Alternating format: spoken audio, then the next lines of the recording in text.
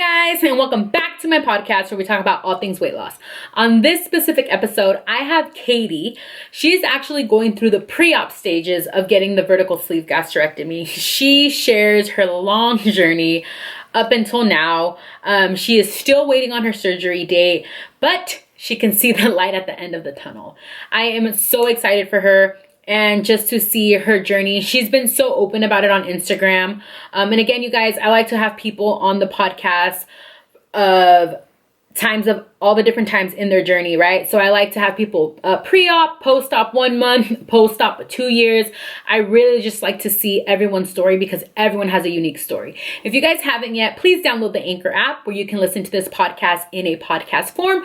Or you can continue watching here on YouTube. So if you guys are interested, then please keep on watching. Let's just get started. I like to just start off with just a little bit about yourself. It could be about whatever. Yeah. Well, my name's Katie. I'm 28. I'll be 29 in February. So I'm almost 30. I'm so that's too. Are you? Yes. Yeah. So that's kind of what propelled me to, I don't know, I guess get in the right shape, physically, mentally, emotionally, all the things. Because I'm almost 30. I don't have kids yet. Me either. But I want to, and I don't want to be high risk in my pregnancies. I don't, I want to be healthy for them as they grow up. I want to be able to do all the things. Yeah. And so I struggled with my weight for a really long time. So that's kind of what led me into weight loss surgery. And then I joined the Instagram community and found there's so many people out there on the same journey. Yeah, I never knew crazy. how big it was on Instagram until I started just following and, looking at all that. But yeah, that's crazy. I talked to a lot of different people, but yeah, I'm going to be 30 also. And I think you're like me where it's like, I feel like 30s is going to be so much better than our 20s. Yes. Oh my God. Yeah. Like when I was 25, I was like, oh my God, I am so scared. I cannot turn 30. I'm not ready. I know. But like now I'm like, bring it on. Yes. Like get me out of these 20s. I hate them. Same. No, yeah, yes. For sure. That's crazy. Yeah, because I also don't have kids. I've been married since I was 18, but we did have a miscarriage. I was like almost 6 months when I was 19 when it happened. But ever since then I was kind of like, okay, just goals. We want to buy a house and do different things. But now I'm like, wait a minute. I'm going to be 30 soon. Hold up. Yeah, we gotta rearrange time these goes priorities. by so fast. Yeah. What even is time? Goes by so fast. I know it does. I know we were talking before we recorded. So you were going through your insurance, right? Yes. And what happened?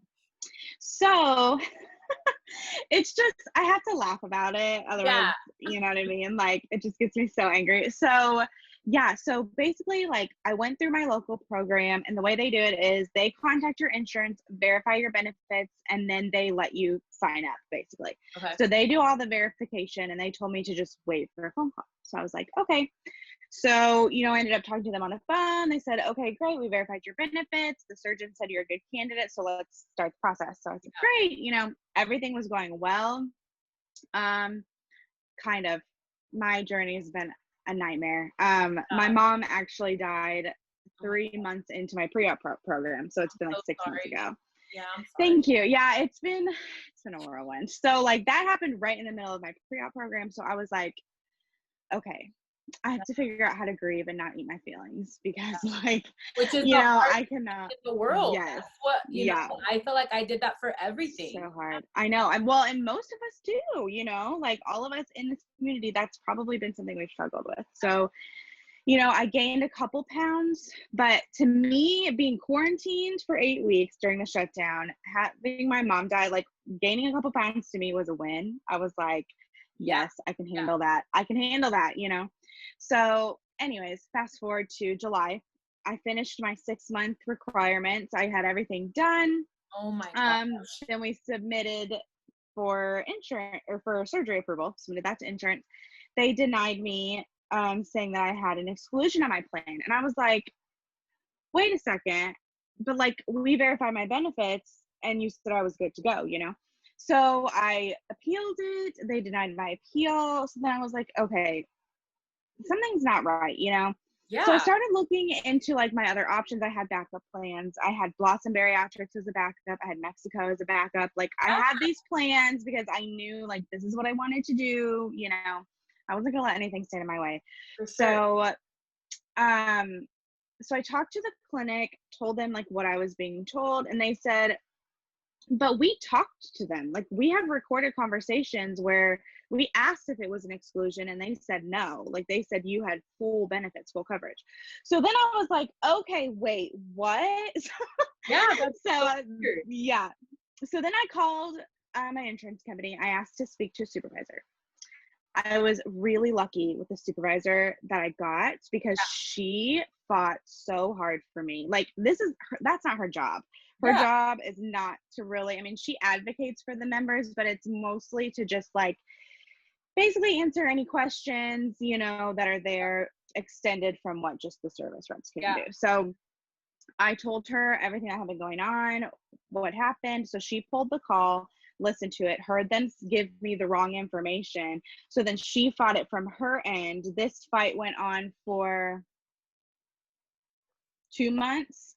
Yeah. And then like going back and forth, trying to get to the right people, trying to get them to do like a benefit exception. So then they were like, okay, we're going to do a benefit exception.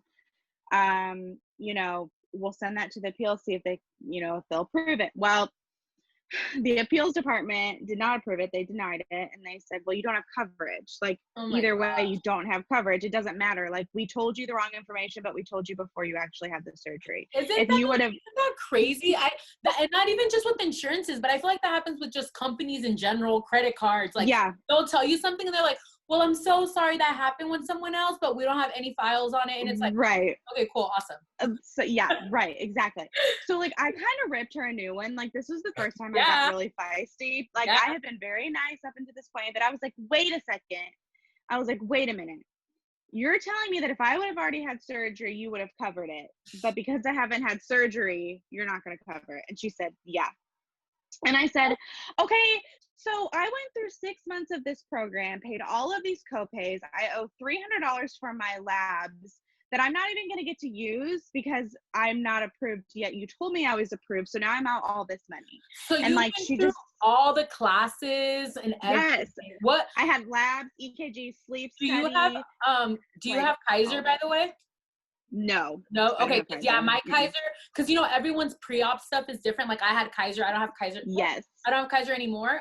But I did, and I had to do 6 months. And then as soon as my classes ended, they cut it to 3 months. So I was the last group that did 6 months classes. Oh wow. Yeah. Okay. So were yours weekly, or what was? So basically, I had 6 months of like the pre-op program, which included appointments with the bariatric doctor, the nutritionist, and the exercise specialist. So I met with them once a month. I had to track all of my food, and then all the classes I had were online courses. So then I took everything online, did like the homework, everything, submitted that through their online portal.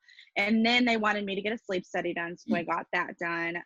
They wanted me to get an EKG. Can we talk about that sleep study? Yeah, because I didn't have to do that, and I know people do. So what was that specifically? I'm not gonna lie, it sucked. So I got to do the at-home sleep study. Okay. So which was kind of nice. I got to like be in the comfort of my own home. But essentially, like I have a picture of it. I can send you. I don't know if you can like pop it up on your screen. I can. But I can. Yeah, but I'll send you a picture after we're done. But I had this thing wrapped around my chest. I had a pulse ox on my finger, and then I had a nasal canal. That was like taped to my face. So the first night I was like, I can't do this. Like, I'm so uncomfortable. Like, I can't do this. So I didn't sleep hardly at all the first night. The second night I took a sleeping pill because I was like, there's no way I'm going to sleep. I'm just going to, and I asked them, I said, can I take a sleep aid? And they said, oh yeah, absolutely. Like if you need something to like knock you out, go ahead. And I was like, okay, you know, whatever. They probably honestly like that because you're actually in a deep sleep and they get better results. For sure. Yeah. You know? So I slept totally fine the next night. But yeah, I definitely needed something to knock me out. And then I just like dropped it off in a Dropbox, and then I met up with them a month later. So it did kind of suck. It wasn't terrible, but like I had to have a sleep aid.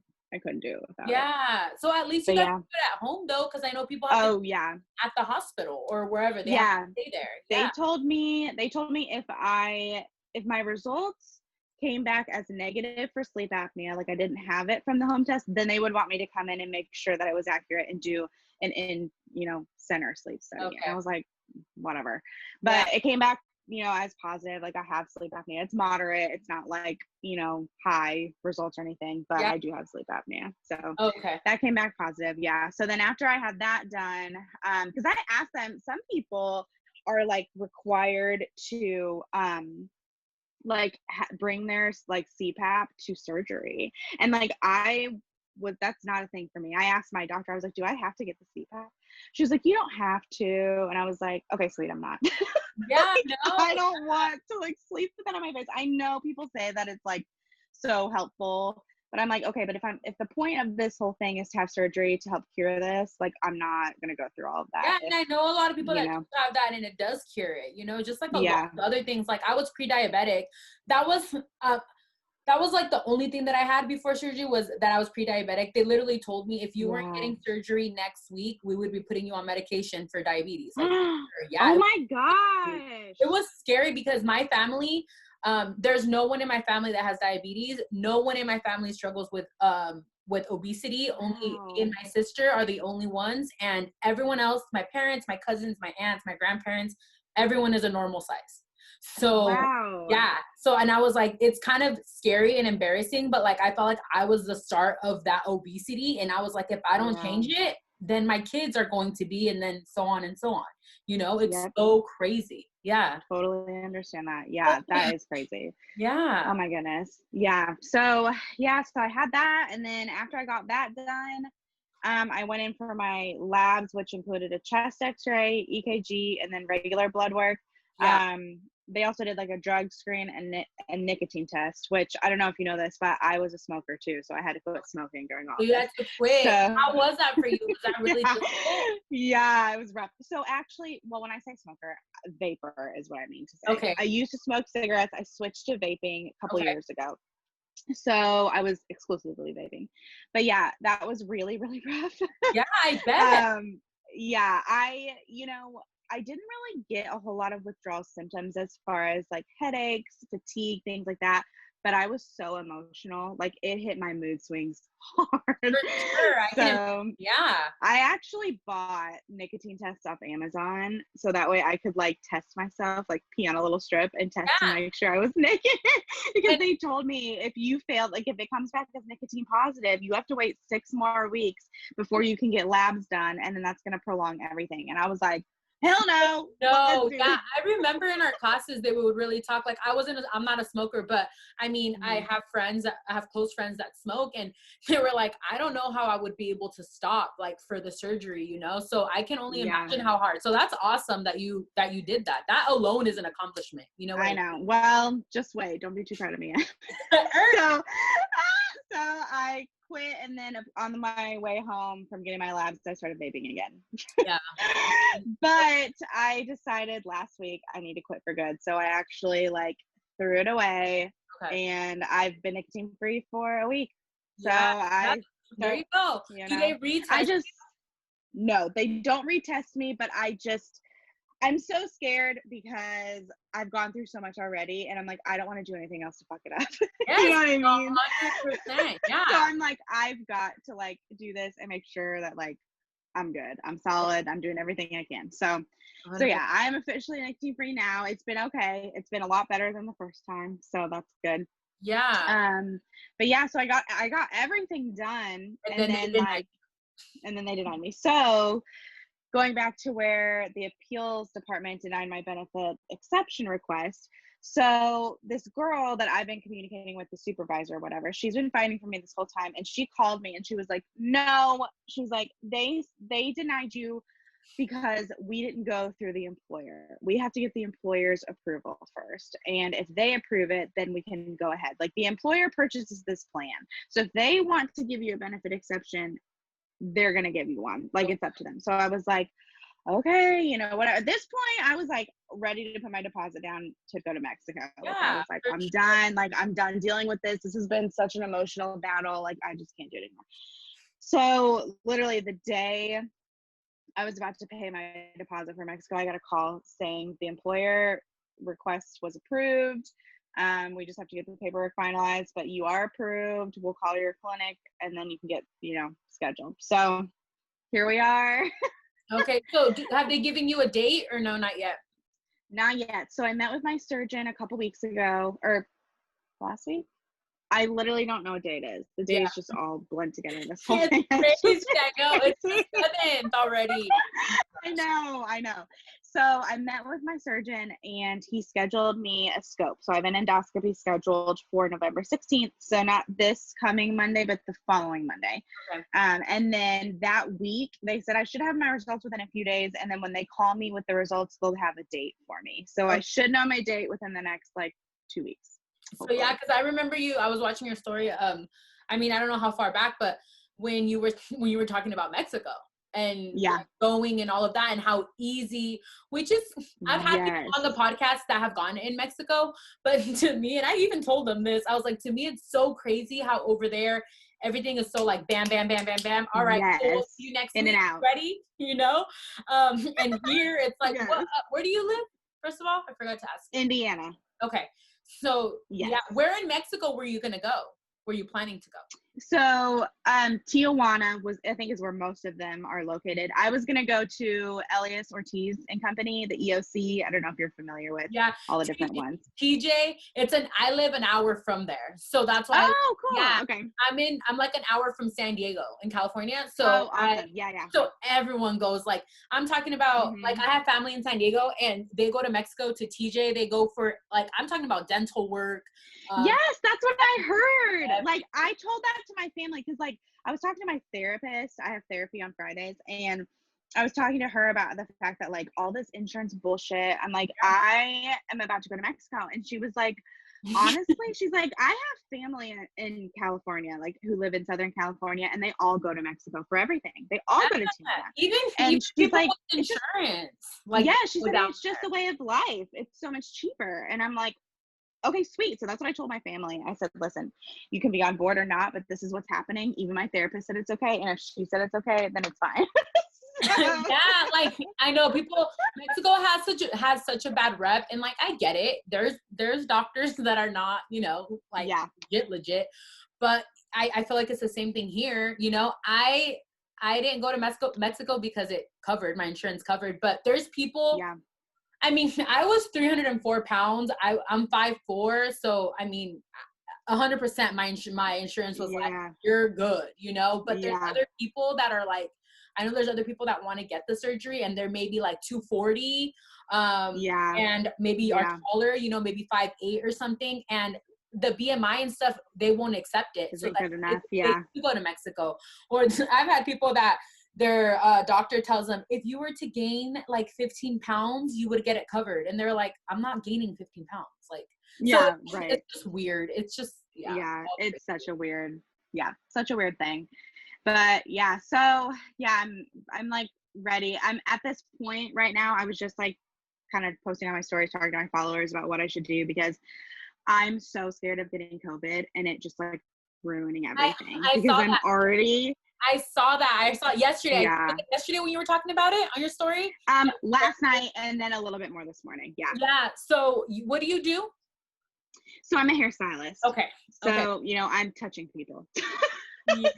So it's a lot. And I'm just like, you know, and the reason why I'm more nervous now is because 3 girls from my salon, there's like maybe 8 or 9 of us that work there. 3 of them are out sick. 1 confirmed COVID. 2 are waiting on their tests. Oh no. And so I'm just like, FML, what do I do? No, like I cannot risk it. So I had decided yesterday, okay, maybe I'll just wait till December and just like quarantine that whole month and just like take off the week before my surgery. Because I think my surgery is gonna be like early to mid-December. That's what I'm like kind of guessing in my head based on what they've told me. But I don't know. Who knows? They all tell me something different. So I don't know. Oh yeah, I know. But COVID, it's such a crazy thing. It's I know. So now I'm just like, what do I do? I mean, if my husband's still working, you know, is it pointless for me to quarantine?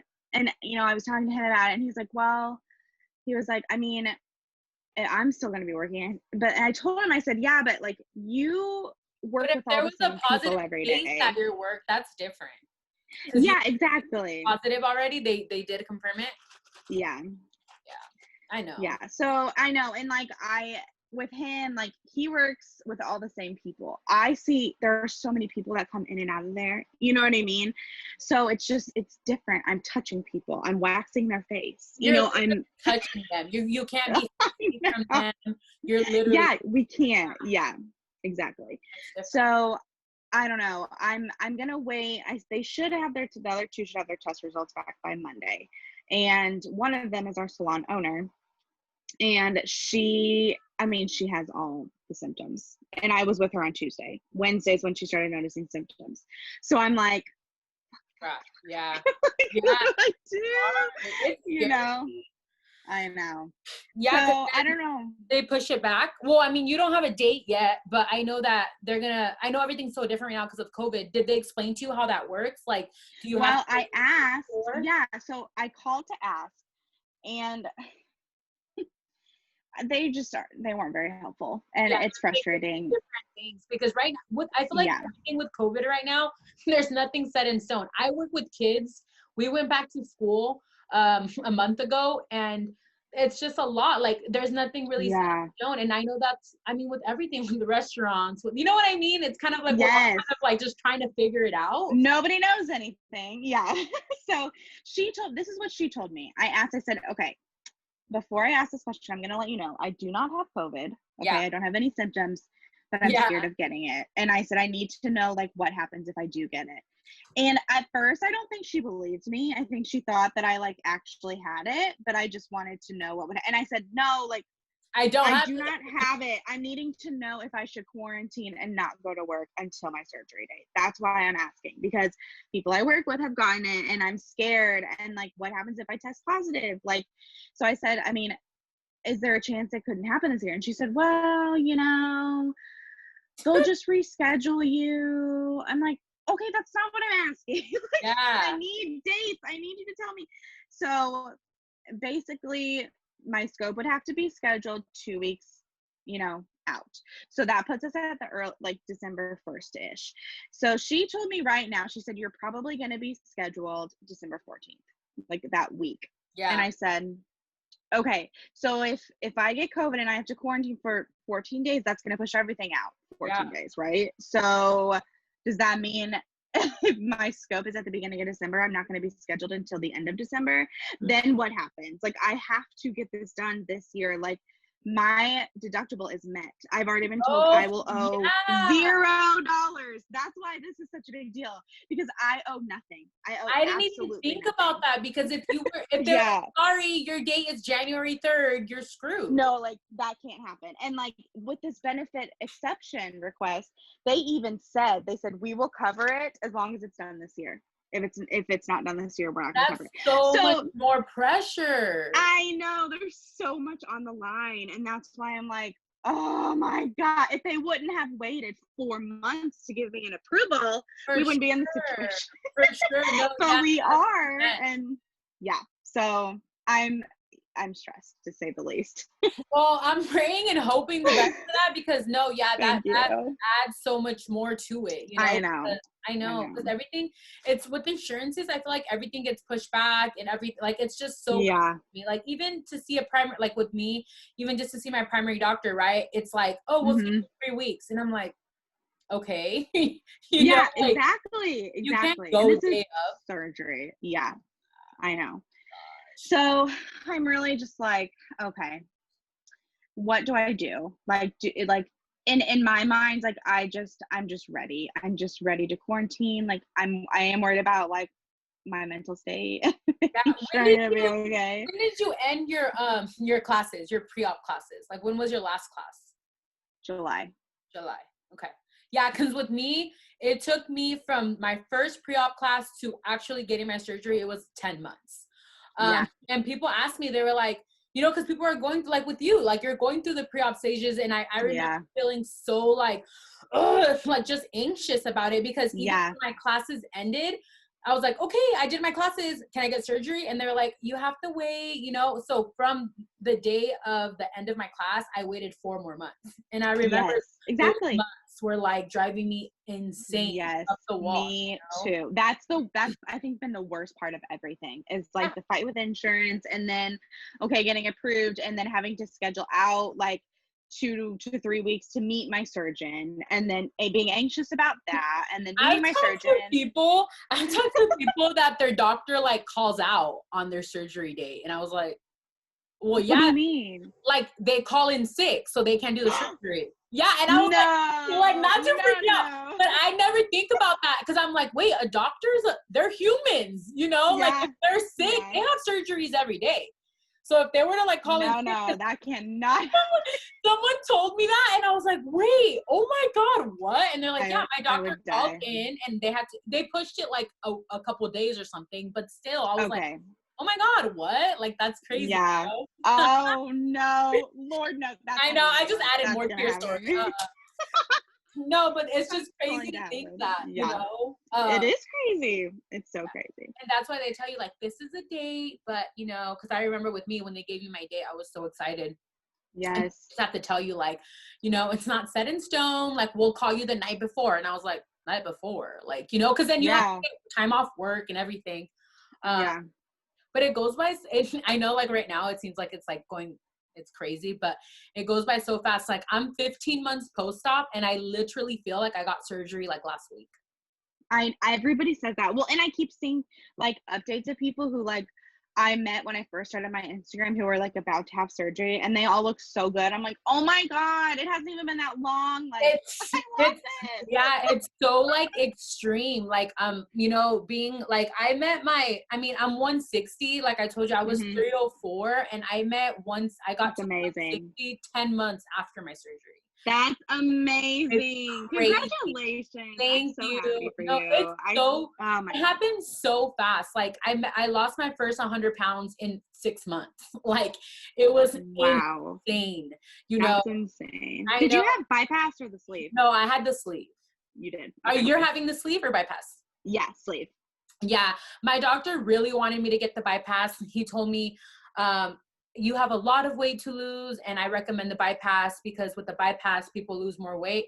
And I was like, okay, you know, but I was really, really I wanted the sleeve. That's what I like studied. That's what I researched on. Yeah. That's comfortable with. Exactly. You know, nothing against the bypass. What you feel is better for you. Yeah. You kind of like gauge one way or the other. I was the same way. I had seen a lot of people who had gotten the sleeve, and like I had followed their stories, I researched it, I said, this is what I want. Like, I don't want the rerouting of my intestines. I just want them to take my stomach. That's what made me feel a little bit like uneasy when I learned about like the whole like food is never gonna go through your tummy. I was like, ooh, I don't know about that. Like that's just weird to me, you know? It is weird. It is weird. I mean, people do great with it. Exactly. But it's weird to think about. Sure. So he told me that he was estimating me only losing 80 pounds with it, and I lost 140. So oh my God. Yeah, he was like, I know, it's so crazy. Like I see myself, it happened, like I'm saying, it happened so fast that sometimes your brain doesn't catch up. Like there's days that I wake up and I still feel 300 pounds, you know, and then I'm like, wait, I'm not, you know. And now it's like the struggle of my loose skin. I actually have my consult for plastics on January 4th, which I'm super excited about. Yeah, that's but so I'm still going back and forth because I wanted to have kids before. Have you asked them about that? I've talked to certain people on social media about it, because when I look on YouTube, every plastic surgeon is like, have your babies first, have your babies first, have your babies first. I talked on the phone with the secretary to the surgeon for plastics. And I told her that. I was like, look, I'm 29. I don't have kids. I want to have kids. Absolutely. but this loose skin is driving me insane. And she's like, it's different for you because you had weight loss surgery, you know? So we of course, when you get to the tummy tuck, because they would do a full on like tummy lipo and removal of the skin. He doesn't just do, I forget what it's called. There's a surgery where they just remove your skin. It's like a P or something. I don't remember, but he doesn't do that because they don't focus on making you look good. They just focus on taking your skin off, you know? And he doesn't want to do that because he's like, it reflects off of his work. It's not going to look good. So he wants to do the whole thing. But they said we do people surgery all the time that got weight loss surgery, and they do have kids. He just makes you wait a year. He's like, they just want you to wait a year. He's like, of course they can stretch out a little bit more, but it's going to be nowhere compared to how it's now, you know? So I don't know. I struggle with it. I struggle with knowing what to do because sometimes I'm like, I want to have kids first and then do it, but I can't imagine, like, I want to have multiple kids, but I can't imagine having this loose skin for 5, 7 another, you know? And, you know, I feel like they do revisions on that stuff all the time. So I feel like you could go back, you know, and have it just touched up or whatever you needed to do. So I'm really curious though, like go to your consult and like, I can't wait to hear how that goes. I'm excited. And again, I've been following some people that got their tummy tuck. There's someone specific. I don't remember her name. But I just filmed, do you follow, Alexis Fish? Yeah. So I actually had her on the podcast. She'll be, I'll post this coming Wednesday, but she actually, gave me a name of someone that got a tummy tuck, and then got pregnant 9 months later. So, and I messaged her and I was like, tell me. And she was like, I don't regret it whatsoever. Like, I honestly, I am so happy I went this route because first of all, she bounced back. Like her skin is back to normal. And she's like, I can't imagine like, having multiple kids with all of the loose skin. So I was like, okay. So it made me feel better. So good to know. Yeah, that's so good to know. Because that's my struggle now, is my loose skin. And absolutely. You know, I think about it when I was like 300 pounds and I told my husband the other day, I was like, I sound so annoying where I'm like, I'm happy of my weight and I'm happy of my weight loss, but now I'm complaining about something else. You know? And I would be so annoyed of myself if I was like, oh my God, like, if I was 304 pounds and I knew that I was going to be complaining at 160, I would have been like, dude, shut up, you know, shut up. Yeah, but like, that's a fair thing to be, you know what I mean? Because it's like, you have all these ideas in your head, like, I'm going to look so good. I'm going to feel so good. And then like, you have this like apron of skin that's just like hanging off of you, you know, and it's just not what your dreams, you know, entail. So I think that's fair. When you envision yourself at like 150, it's a different, like for me, I've been myself completely different. Yeah, I totally get that. I do. Okay, so tell me about where all you have loose skin at. Obviously your stomach. Is that the only place? Even when I was overweight, I had smaller arms and my legs. Me too. I played soccer growing up, so I have like muscular legs, but like my thighs and stuff weren't big. All my weight was like my face and my stomach. That's exactly how I am too. Exactly. So I don't have like big hips and a big butt. Like that's not I'm not like curvy. I carry all my weight on my tummy. So now that I've lost my weight, it's all my loose skin is on my stomach. My arms look like, okay. So they look so good. I mean, I don't know if you saw my story yesterday, but I haven't worked out in a month. But since about 2.5 months post-op, I've had a personal trainer. And we weight train. That's all we do. And that probably helps tone some of that up. Absolutely. Awesome. And I think it helped me with my weight loss because, you know, my doctor estimated 80 pounds and I lost 140. And I feel like my personal trainer has a lot to do with that. And people are so scared of weight training. And that's all I did. I hate cardio. Me too. I love weight training. Like, I love it. So I'm excited to do that. How long did you wait after surgery before you started working out? 2.5 months. Okay. Yeah. That's a good time frame. And there's a lot of people that wait a long time because they're so scared of, you know, muscle weighs more than fat, right? So they get so scared about it. But I just said, I need to avoid as much loose skin as possible. That was my mindset. you know? Absolutely. Yeah. But you're also burning calories. So if you're gaining muscle, you know, it doesn't really, yeah. Yeah. Yeah. And I'm just like, because people ask me all the time, like on tips, and I literally, I'm like, weight train. Like, that's just me, like weight train. And ever since the first day of surgery, I eat, even till now, I eat every 3 hours. Every 3 hours I eat. And there's other people that eat 3 times a day. So I know I'm so nervous because like as a hairstylist, my life right now, my schedule is just constant chaos. And so like I have to block out time in my schedule. Like that's what I plan to do while I'm off work. Like if I do quarantine or even after my surgery, I'm going to figure out, okay, I need to set time blocks every like 2 to 3 hours. So I'm like eating and drinking and not like depriving myself, because I will not be successful if I'm like, you have to. Are you going to take time? How much time off are you planning to take after surgery? Well, it depends on my surgery date. So I think my plan right now, so I had already taken off the week from Christmas to New Year's. I pretty much take that every year. Okay. So if my surgery is like early December, I'm probably just going to take the whole month of December off and come back after the new year. So it really depends on that. But if holidays weren't a factor, I was planning like 2 to 3 weeks and then coming back part-time and just kind of easing my way back into it, because I'm self-employed, so I can literally do whatever I want, which is nice. But I also don't have any paid time off. Like, I know there's some people that literally take 2 weeks off.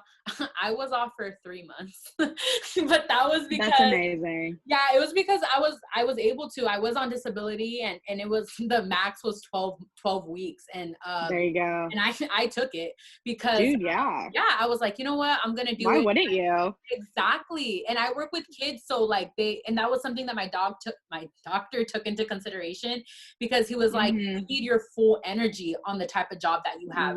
You know, I don't just sit at a desk. I have to go back feeling almost 100%, you know? Yeah. So he kept like excusing me. That's awesome. I did that time. It was just like, I mean, I was healed and everything, but I think it was more like, and again, I feel like that's why I lost so much weight, was because I ate every 3 hours. I had timers. And when you were focused. Absolutely. You know, that was your main focus for 3 months. That's amazing. And when I say eat, because people are like, yeah, I don't have time, you know, all of those things. But when in the beginning stages, when I'm talking about eating, it might be like at 3 months, it might be half of a protein bar or half of a shake. You know what I mean? Yeah, I know exactly what you mean. You're getting that substance though. You're getting that protein, which is what you need. So I feel like it really helped my metabolism a lot. Yeah, that's amazing. Because I used to skip breakfast, skip lunch. And there was times, man, when I would get off work, like let's say I got off at like 3 or something, I could go that whole day without eating before surgery. And then I would binge at night. Eat everything. Like 3,000 calories. Like, yep. It's so crazy. I've done that for sure. I know how that is. No. So, I know you said I know you said that you shared your reason for wanting to get surgery. I know that you do want to be a mom and stuff. Is there like, what led you to this point? Like, did you think about weight loss surgery before, or is it just something newer? So, okay. So right now I started my journey at like 265. That's about how much I weigh. And I'm 5'5". Okay. So I'm not super tall, but honestly, like everyday life just like sucks right now. Like it's hard to keep my house clean. I don't have the energy. It's hard to work. It's hard to be a hairstylist and be overweight. Like you're standing up all day. I know, I'm sweating all day also. And so I don't even wear makeup half the time because either I sweat it off or my mask rubs it off, you know. So the mask. COVID. I know, the mask. I can't. But anyways, so like, and I'm tired all the time. All I want to do is sleep. Like I just have no energy. And so that's kind of when I realized like, okay, I need to like make a change. Now I didn't know anything about the sleeve until like my doctor had recommended it to me like probably about like 5 years ago, but I was only like 230 pounds then. Okay. And I thought that was a little drastic for me at the time. I was like, I don't really think I need an operation. Like, I think I just like need to get my shit together. Well, my mom's health started declining, I started gaining, and like before I knew it, I think my highest was like 274. And I'm like, oh my God, I'm almost 300 pounds. Yeah. Like, who am I? You know, like did not recognize myself. Like, and you know, with my mom and all of her health issues, that became a concern for me. And I was like, okay, I've got to do something about this. So I happened across Alexis Fish on Instagram. She was the first person that I found that had this surgery. And I was like, she went to God, Mexico. like, yeah, she did. I think she went to who I was planning on going to. I think started following her when she was about, I remember her posting going to Mexico. I started That's one of the first so cool. and I started following her when she was like, she was posting like literally about getting on the plane and going and like at the hotel. And now her, like she already did plastics and everything. Like I can't wait to watch that episode with her because like I just want to know if she knows how many people that she's really influenced, you know, like and like I remember I think I found her, she was like 3 or 4 months post-op, I think, when I found her. And so like I remember seeing her and like being like, oh my God, like this girl and I have so much in common. Like our body, I think she's taller than me, but like our body shapes look so similar. She was like 5'6", 7. I think she was a little bit taller than me, but she like I remember looking at her and seeing myself, like body shape. We're both blonde. Like I just felt like I resonated with her, and I'm like, this girl's me. And then I came across Amy.vsg, and like Amy, I was like, oh I my had God, her on my podcast too. Oh, you did? Yeah. When did you already post it? She actually lives like 30 minutes from me. I had her on we actually had the same surgeon. You did? That's so cool. Yeah, Amy, right? Amy_VSG. Yeah. Yes. So I had her, it was probably last month. Let me check. Hold on, let me look. But yeah, I need to double check. She's she was, how much did she weigh? I can't even remember. But how much did she weigh? She was 290, I think is what she said she remembered being, but she thought it was higher than that. She was just too scared to like get on the scale. Yeah. So we actually had the same surgeon. I had her on 3 months ago. So that's why I haven't seen it. She lost 135 pounds. And she's doing amazing. Like I can't. Yeah, she is. Yeah. So I came across her and I was like, oh my God, this girl looks amazing. That could be me, you know? So that's really when I was like, okay, these are normal girls just like me, you know? There's such a stigma about weight loss surgery. Like, oh, you know, you don't weigh 400 pounds, like blah, blah, blah. And I'm like, why are you doing it? Yeah. Yeah, exactly. So you know, I see these girls who just like look just like me, and you know, I find commonalities, and I'm like, okay. So I brought it up to my husband. I said, I'm thinking about doing this. I want to know what you think. You know, like, do you think I'm crazy? Like, you know.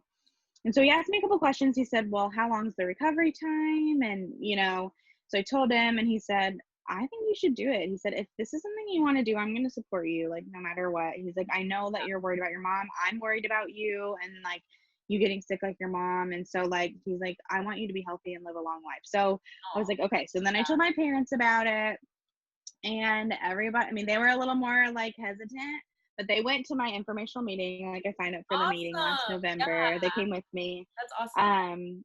So like they could kind of see what it was about. And so I've been very lucky to have so many supportive people in my life. Yep. So yeah. And then that's kind of what the support part is so big. I also have, I'm super thankful and I'm super blessed. My husband's so supportive. He lost 90 pounds since my surgery.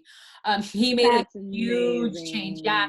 I actually had someone reach out to me yesterday about, and I won't share her name, but I mean, I think it's fine to share her story. Her husband, she was asking about like, her husband is still eating, you know, how they did before, and she's struggling with that, you know, because she's lost the weight and stuff. And she kind of asked me, and it's kind of hard for me to answer because I don't want to be like, well, my husband changed, you know, everyone's different. Yeah. Everyone is different. My husband does struggle with his weight. He has. And he lost 90 pounds just by making, I mean, huge changes. I literally always say that we were overweight because of me. And it's because when I would say, babe, like, let's go on a diet. He was so down. He would eat good and everything. And then I'd be like, nope, I had a stressful Let's have a day. cheat meal. Let's eat. And he's then like, you both do all it. right. Yeah, because if he would say no to me, I would get pissy. And then he was like, okay, awesome. So does mine. I'm the same way. Yep. I get it. Does your husband, if you don't mind sharing, does your husband struggle with his weight?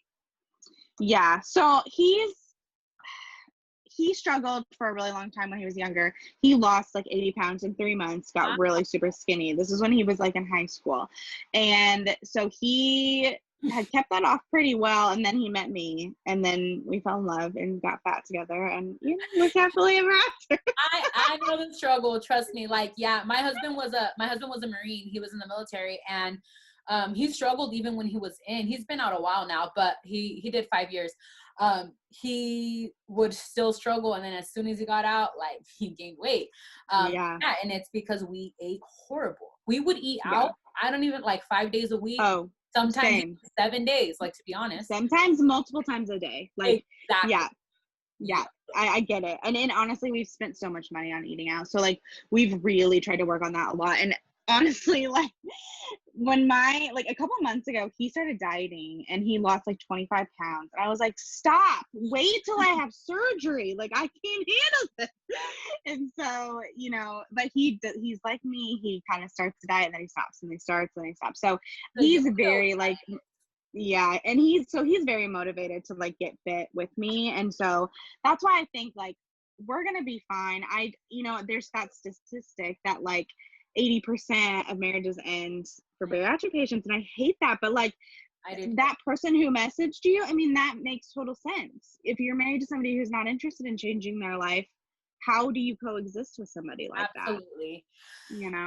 I think about that too, because honestly, that stat scared me so much, because like me and my husband, we have a really good marriage before and after. It's gone so much better after surgery, right? Just in general, because I would wake up mad. I would wake up. Me too.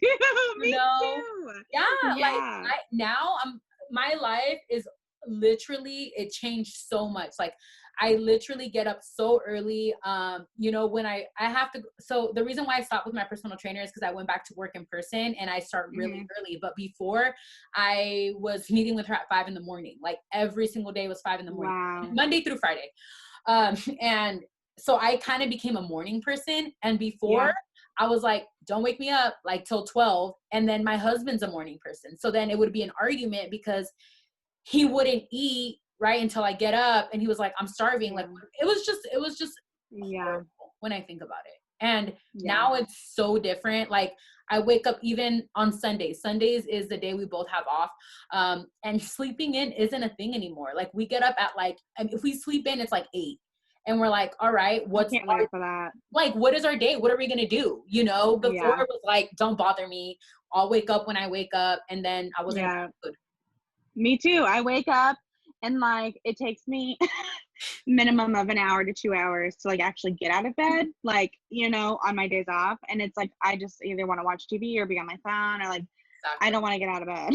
So I'm like, I cannot wait to have more energy. You're going to see it. You're going to blossom in not just weight loss, but in every aspect of your life. It just, everything changes, and I can't but wait. like you said, I understand why people do end up getting a divorce, because if your spouse or your significant other is just not with it, you grow, and sometimes you leave those people behind, and it sucks to say it, but that's just what it is. You know what I mean? Absolutely. Yeah. Because I see people that are like, well, they left their husband because they got skinny and they think they're better. And it's like, I'm sure that's happened, Yeah, but I'm sure that has, but like, that's not always the case. There's so much more to it than that. And absolutely. And I feel like they have to, and like you have a super supportive family, which is a huge part of this. Huge have you part gotten of it. any negative comments about it from anyone? Just a couple. And like, more like, oh, girl, why are you doing it? You're not that big. You don't need to do that. Don't just have surgery to have surgery. And I'm like, okay, but like, you don't really know my story. You don't really know what I struggle with. You don't know, what it's like to live at this weight and, not even be 30 years old, like not even have had kids. I can't blame it on pregnancy. I can't say, oh, it's, pregnancy made me gain weight. I can't blame it on that. No. So there's been a couple, but really not too bad. Most people are very, very supportive. So yeah, and it's something that it's a lot of people get it now, did you see Adele got it? And then yes. Kelly Osbourne also got it. And they're, those are celebrities that I feel, I'm sure a lot of more celebrities have gotten it, but have not been open about it. You know what I mean? But like Adele and Kelly Osbourne have been, which I was like, that's awesome because, I'm sure they always get the, oh, you're lazy, you got surgery or whatever. But yeah. I mean, it's crazy because I haven't gotten people say negative things to my face, but I know people have. And it's, I hate to say it, but it's usually people that also struggle with their weight, but they just can't do it or, don't want to get the surgery or whatever the fear is. Right. But Yep, I agree. Oh, I'm sure there's people, that have said things about me and I just don't really care. Like I came to this place, like, and I've had people message me so many times and just say like, how do you be so vulnerable? Like, how is it so easy for you? And I'm like, well, I wouldn't say it's easy, but like, I just got to a place in my life, like, especially after my mom died, where I'm like, you know what? You literally have one life to live and like, you're never promised tomorrow. And so like, I have decided to be unapologetically myself and like, I'm going to be who I want to be and I'm going to share every aspect of that. And I just don't really fucking care what anybody has to say about it. So that's how I feel. And that's why I'm like, that's why, like I told you, that's so awesome that you're sharing your journey before, because people that are following you now, right, either are thinking about their surgery, or I know that you said there's people that are kind of like on the same timeline as you. So you guys are going to grow together. So you guys are going to see this in a year and you're going to be like, dude, that was me a year ago. Like, it's mind blowing. Literally. I'm so excited for that. You look at a picture, like even I started my YouTube, I made it a point to start it on January 1st, 2020. Like that's when I started my YouTube and I was six months post-op, something like that. And I look at that first video and I was already 100 pounds down, but I was so like in my shell. Like I was like, welcome to my channel. Like it was just not really me. Really I'm a really outgoing person and stuff. And I've always been, even when I was overweight, I was always like just loud and like, I've always been like that. Me too. But my first video, I could tell that I was kind of like, like, well, like nervous and just scared of judgment, I think. And I get people on my, that like comment me or message me and they're like, you keep cutting people off on your podcast and I'm like, I don't think I'm cutting people off. I think we're just so into the conversation that we just, you ramble. And I'm like, people just message me like, I didn't really like that video because, just certain things. And I'm like, okay, thank you for your feedback. Like it is. Yeah, like, I don't care, like, I just feel like people just always have to have a fucking comment about everything. And like, sorry, are you going to bleep out these F words? That's fine. That's fine. Sorry. Oh my goodness. But, yeah, I just get really sick of people who just feel like they have to comment on everything and, and I'll put you on blast if you do. So it doesn't stop. You know what I mean? Like people are just always gonna have something to say. If you get weight loss, if you don't, like me, considering getting plastics, people are gonna. I know people are gonna tell me like, why would you get plastics? You want kids? Like it's just what everyone just always has something to say. But why? Everybody has something to say. Yeah, exactly. It's not your life. Like maybe instead of saying it that way, you could word it like, hey, I'm just curious. Like I know you said you wanted to have kids, but you're considering plastics. Like walk me through that. Like, can you tell me, like, because I've been like concerned about that myself. Just word it in a nice way, like don't be a dick. But people just don't. they don't. I don't know why. It's just because they're hiding behind a screen, and it's easy to just be, Yes, because they wouldn't say that to you in person. Oh yeah, never. I mean, yeah. So what is, obviously I know your goal is to lose weight, but do you have any like non-scale victories in your mind of like, I guess goals? Yes, like, I have so many. So, my number one goal is to stop sweating profusely every day, all day. I mean, obviously I'm not going to like stop sweating, but like, you know what I mean? Like I'm just sick of dripping sweat all the time. So like the day I notice that I'm not like profusely drenched in sweat, I'm going to be like, Yeah. Yeah. Another one is I'm just loving this whole kind of like 90s vibe trend that's coming back and like tucking the shirts into the pants. Yes. I can't do that. I can't do that either. And I'm so annoyed. Like I wear oversized, like I like the oversized style, but sometimes I do too.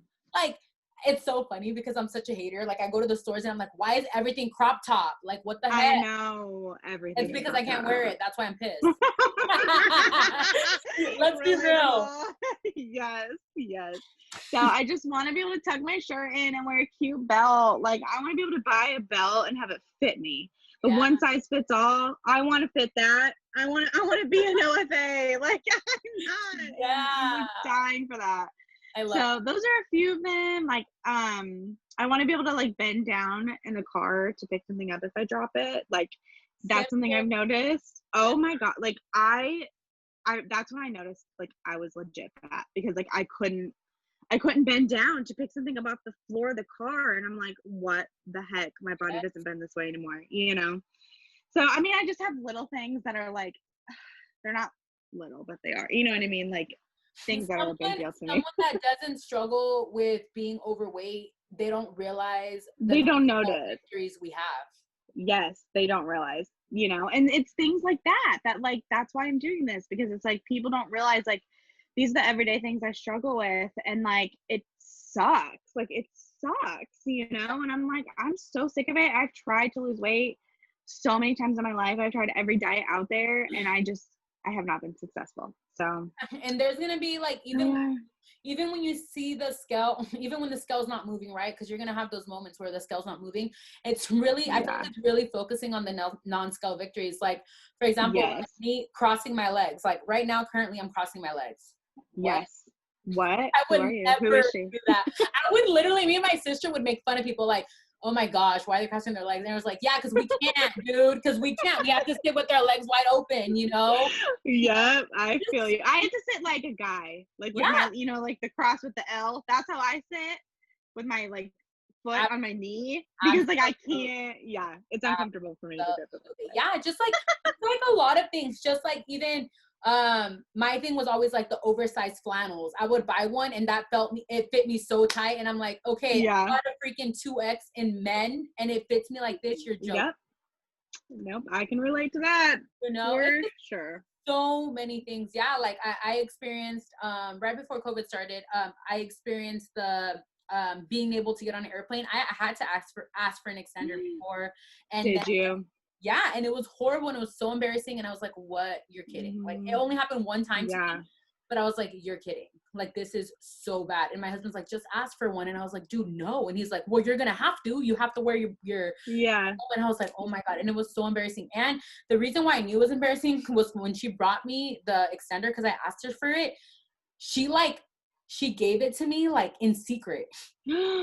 You get oh my god! I think she also like. I mean, she was skinny, but like she obviously. I mean, I don't know. Maybe she lost weight. I don't know. I don't want to judge. But my thing is like when she handed it to me, she did it like in a secret where she didn't want other people to see, because thinking, like I don't want. She could tell that it like bothered you. Yeah. You know what I'm saying? I could have gotten offended either way she did it. I exactly. You know, yeah. If she was like, at first. When you first said that, I was like super offended, but then I was like, well, maybe she was like trying to like be nice and like look out for you. So like, yeah, that is kind of. So I think about it both ways, because she could have been like, here's your extender, and I could have been like, are you kidding? Yeah. You know? Like, thanks. Yeah, I know. I actually flew last year, and I mean, it was close. I had to squeeze that belt shut, and I was like, what do I do? I didn't even know like how to ask for an extender. Like I didn't know what to do, you know? And I was like, oh my god, no, we're making this fit. So I mean, like it was a tight squeeze, but I was on the very last bit of it, and I was like, okay, we're making this work. So I haven't been there, but I've been close, and I just I know what that thought process is like. So yeah, and I've even experienced the like roller coaster. It was horrible, embarrassing. I got on the roller coaster though, but they literally told me like, and I was at 250 at that point. So, and again, I carry my weight on my belt. in your belly. So when he was trying to close the roller coaster, like it was not happening, and I was with my dad, and my dad's like, Paulina, sit up, because I do slouch when I sit. So he was like, sit up. So I sat up, And when I sat up, he was able to close it, but oh my gosh, was it tight, you know? Yeah. And I was like, though I didn't even enjoy the ride. I was like, this thing's about to pop open and I'm about to fly off, you know? Yeah. I know, it's so scary. I know. Yeah. And I got to go to Knott's Berry Farm right before COVID. So so I did get to experience getting on roller coasters and fitting into everything, which was amazing. But now I'm like, I want everything to open back up because I want to live my life. I want to do all the things. Yeah. And I can't do all the things right now. So I know. We'll see. What fears do you have, if you don't mind sharing? Do you have any fears about it? It's so funny. I don't even really know if I've thought about this. To be honest. I know. I was like, I'm gonna ask her. You don't have to answer if you don't want, but well, no, I mean, I'm open to answering. I'm just like, I'm curious. Like, I mean, I'm scared of regain, of course. You know, I'm scared of like getting to where I want to be and then like not being able to keep up with it, or like, you know, like that's definitely probably my biggest fear. Yeah. I've just been so excited about the process that I've only been thinking about like the positives, you know? You know like, what? I won't let myself. Love that. I love that. I just like that. Yeah, I can't let myself even think about the what ifs, because like I'm just so laser focused and I want to be successful that I just really don't even think about that. And so it's crazy. I mean, I know that sounds like kind of like superficial, but I like love that. True. I love that so much because that's how I was when people message me right in the pre-op and they're like, oh my gosh, like tell me like the worst of them, you know? And what I tell them is, of course, there is different statistics on things. Of course, there are things that can go wrong, but don't focus on that. Like focus on the positive. Exactly. I mean, like, of course, you know, after surgery, I'm a little nervous on like adjusting to life and, you know, making sure everything goes okay, complications, you know, with gallstones, because apparently, so my mom was adopted and I just found like letters. She found her adopted mom before she died. And I found like letters that they had written back and forth to each other. Wow. And I was reading them and they were talking about their health histories. And I found out that her side of the family, they've had tons of problems with gallstones. So like, that's a fear that I have, that like, you know, after surgery, I'm probably going to have gallstones or have issues with that and have to get my gallbladder taken out, which is that I'm not worried about that. I'm just worried about the complications that go along with that. Like me getting sick and not being able to eat. And like, you know, I'm just worried about that part of it. But as far as like, I'm not scared for surgery. That doesn't really freak me out. Like, I'm just like ready to go. Let's just do it. Let's do this. So exciting. Yeah. I got my gallbladder out years ago, actually, right before my surgery. I got it out maybe like 5 years ago because I did have gallstones. I know that a lot of people get gallstones after surgery. I see that a lot. But I love like your positive mindset. And people ask me too, like, how do you get through every stage? And honestly, I think it's just taking it one day at a time, because if you take it by a week, by a month, by a year, you're going to stress yourself out. Way too overwhelming. Yeah. Day by day. That's been like my kind of mantra through this whole thing. Like day by day, you know? Yeah. Because even after surgery, when people are like, how did you get liquids in? So I actually went back to the hospital because I became dehydrated. Did you? I went back a week after and I had to stay for 5 days because 5 days? Holy cow. I had to be connected to an IV because I was super dehydrated. Because 2 weeks after, I'm sorry. I went for my 5-day checkup and I have like these little things from my socks keep flying in front of me. Anyways, I went for my 5-day checkup. He put me on the next stage, which was the pureed stage. And the first thing that I ate, for some reason, I craved it, which I'm not really big on eggs, but I made a boiled egg and it grossed me out so bad to the point where I couldn't even drink my water. And my husband was like, Paulina, you need to drink water. And I was like, leave me alone. Like, I'm grossed out. Like, I can't. And then 2 days later, he was like, your eyes look yellow. And I was like, what are you talking about? It's so dramatic. And I looked in the mirror and I was like, oh crap. Cause I wear contacts. So I thought maybe something with that. And then I went to the doctor and he's like, let me see your tongue. And I stuck my tongue out and it was white. And literally as soon as I stuck my tongue out and he looked at my eyes, he's like, you're going back to the hospital. And I'm like, no. And he was like, right now at this moment. So he needs to bring you from home. Like you can't even go home. Like you're going to go straight to the hospital. And it was across the street. And I remember crying because I was so mad at myself. because I was like, Paulina, you could have avoided this. And that's what I tell people, like in the beginning stages, when they tell you to drink your liquids, you can't chug. You literally can't be like, oh my God, I didn't drink. Like now, this took me an hour to drink. In the beginning stages, it would take me like 3 hours. You know, now I can drink a lot more. And they say no straws. Everybody uses straws though. I feel like that's just a cautionary thing. I do, but I didn't until about 3 months because it causes air bubbles in your tummy that can make you feel weird. But I did after 3 months. I did listen. And then I asked him and he was like, well, we recommend you not to, but just drink slow, you know? Yeah. But still to this day, I can't chug. It's when I drink water, it's 4 sips for me. I noticed that if I sip the 5th one, I'm like, oh crap. Like it's just sits. Interesting. That's cool that you've been able to kind of measure that. Yeah, mine was like a 4-sip rule that I have for myself. Like, and it's like funny. Small sips, you know, not like chugs. So yeah, what I was saying is like in the beginning, even like getting your liquids in for one day can be overwhelming, but it's just that one day at a time. You know what I mean? For sure. I think that like what I would like to do is to go to Sonic or to Chick-fil-A beforehand and get their ice because I love what I did. Yes, and just like keep a little, you know, so that way I can just like chew on ice or just like keep some in my mouth to keep me, you know, constantly like liquid in my mouth. Addicted. I have a Sonic right here, like half a mile, and my husband bought. You know, you can buy the bag of ice. Yes. I just found out about that. That's why I'm like, okay, I'm doing that. Yes, like, I did that. I bought he would get me the bag of ice and then I would put it in a cup and then I would add Crystal Light to it and a little bit of water. So it was like a slushie. There's so many ways of helping. Yeah, I love that. Yep. So that's what I plan to do for sure. That's so exciting. Yay! I wanted to add, hold on. Okay. This one can be like, I don't know, I would get emotional about it because I get emotional about it. What would you say to yourself? Like if you were to watch this video in a year, what would you want to say to yourself? Oh my gosh. I know. I'm like, I'm going to throw it out there because I want to watch this in a year and you're going to be at such a different place. And it's so motivating to even like think about that because it goes by really fast. It is. I think I would tell myself to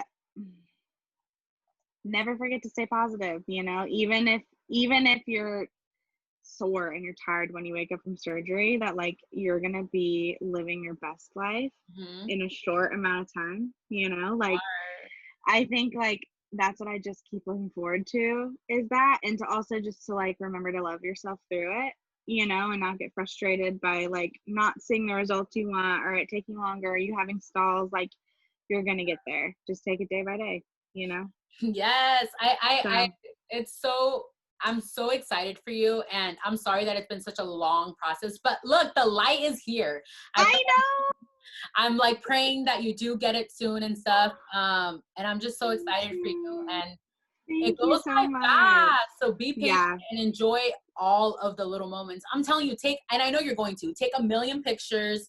Everybody says that I need to take more. I really do need to take a million pictures. Even like, you know, have you bought yourself like a gold dress or like a gold something? I have a couple things, like just like sweatshirts. Like I have this Nike sweatshirt that's like a size small that like some person, like some girl left it at my house one time and she like lives in Australia. It's a really long story. But anyways, I wasn't gonna ship it back to her and I was like, well, I can't wear this now, but like I'm gonna wear that one day.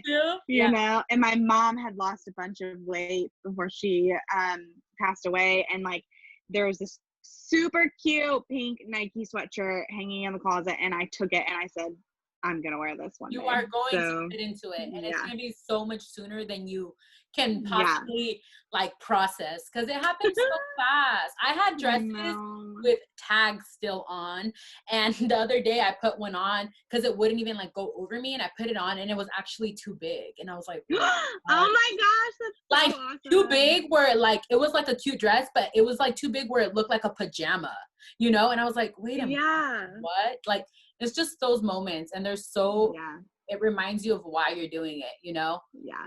So definitely. I'm excited. Yay, thank you so much. Like, we can talk for so long. It's already been, I recorded on Anchor, like a podcast app also. We've talked for like an hour and 15 minutes.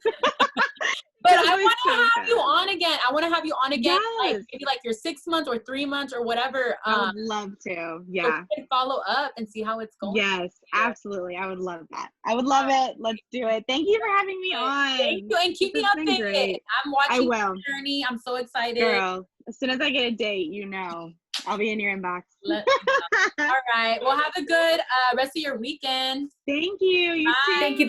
Thank you for so much for watching. Katie, thank you for being on this podcast. You are inspiring so many already, and you haven't even gotten the surgery. Being open so much on Instagram helps so many other people, because there's a lot of people going through the pre-op stages, and they are getting hit left and right with disappointments.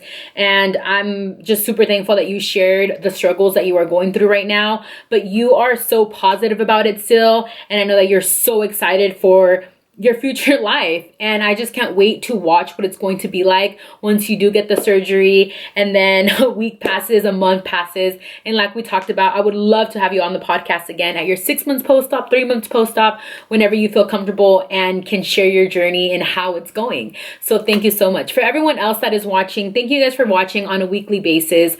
I get so much positive feedback every single week, and that's why I continue to do it, because I know that you guys love to hear everyone's stories.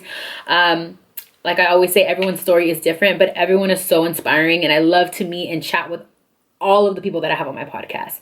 If you guys haven't yet, please subscribe to my channel, like this video, comment down below, and as always, you guys have a beautiful rest of your week, and I will see you on my video on Sunday. Bye.